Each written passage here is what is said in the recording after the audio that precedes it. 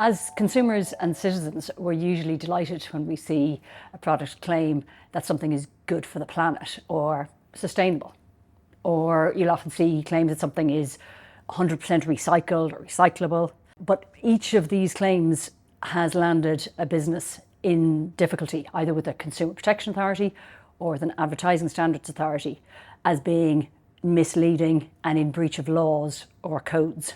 This is all part of the increased scrutiny that there is on eco claims or green claims, what's known as greenwashing, where a business claims that their products are more sustainable or eco-friendly than they really are, or that they've made claims that they can't substantiate. We've been advising businesses for many years on consumer protection laws, environmental laws and sales laws, but in recent years there's definitely more of a focus on sustainability and eco claims. Businesses across all sectors, whether that's food or clothing or transport, energy, even banks and financial services, are having to be much more careful about the eco claims that they make, because regulators and authorities are becoming much more focused on whether these claims are accurate, whether they can be substantiated, and whether they mislead the consumer into making decisions that they might not otherwise make. For a business, making misleading claims or even an allegation of greenwashing can have significant impacts, from regulatory investigation, enforcement in the courts, consumer complaints, and also the reputational harm that comes with an allegation of greenwashing. So what's the legal position? Well, to start with, making misleading or false claims about a product is quite likely to be in breach of consumer protection law. So if you make a misleading claim or omit material information when you're making a product claim, that can be an unfair commercial practice under the Consumer Protection Act 2007 and equivalent laws across Europe. In Ireland, the CCPC has increased its scrutiny on this area, and it has taken a proactive look at claims made by companies on their product packaging, on their websites, and in advertising as part of an EU-wide coordinated sweep or review of websites in the past year. And then the CCPC, which is the Irish Competition Authority, has followed up specifically with several traders and required them to either amend the information that's on their website, to stop using certain claims, or to substantiate, to provide more solid evidence to back up the claims that they've been making. Then at EU level, as part of the EU's Green Deal, which is the programme to make the continent of Europe climate neutral by 2050, there's a focus on empowering consumers as part of the green transition, effectively making sure that consumers have full and accurate information about the environmental impact of the products that they're purchasing.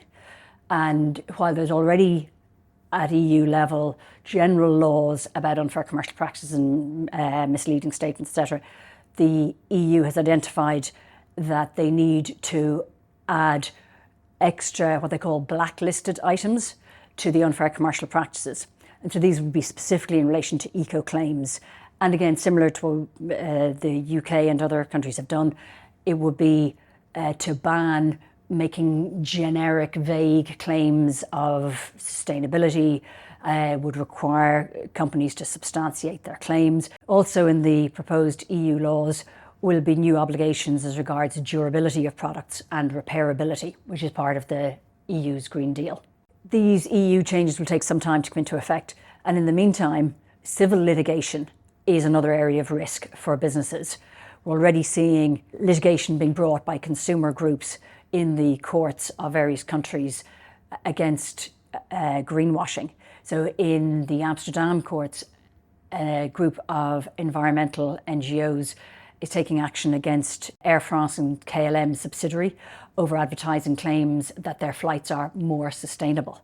And with the introduction next year of the EU style of class action, what's known as collective redress, expect to see even more class actions and civil litigation by consumer groups against environmental claims being made by companies.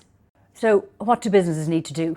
Well, businesses need to do careful diligence on all of the eco claims that they make, both existing claims and any new claims that they're thinking of introducing in relation to their products or services or business generally. They need to verify whether their claims comply with all of the laws and regulations and codes that apply in all of their countries of operation. They need to have robust and substantiated evidence of whether the claim is accurate, fully accurate over the entire life cycle of the product. They also need to watch whether their claim is very general and vague, because it's more difficult to defend a general claim than it is one that is limited to one part of the product. And businesses need to keep their claims specific and limited.